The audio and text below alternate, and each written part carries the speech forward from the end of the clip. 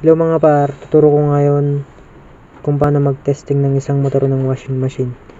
Ang pinaka main nito ay kulay blue at yung red at yellow pupunta sa capacitor. So yan, ito yung pinaka main, blue, at itong dalawa pupunta sa capacitor.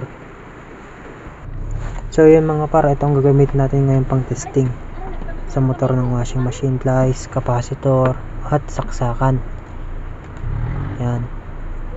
And then nilagayan ko na rin ng electrical tape yung pinaka main na blue.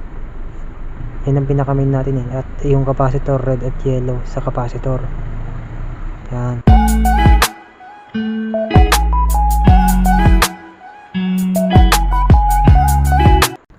So yun mga guys, saksak na natin ngayon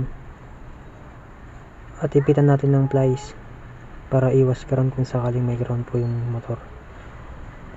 Ngayon, testing po natin. Kailangan po left and right po yung ikot ng ating motor. So yun, unahin natin yung pula. Yun. Then yung yellow ulit. Left and right lang po kasi ang ikot ng isang motor ng washing. Dapat po meron po siyang reverse. Yan. So yan. Sana nakatulong po itong video na to para matesting nyo po kung sakali pong sira na po ang inyong motor o hindi pa. Salamat po.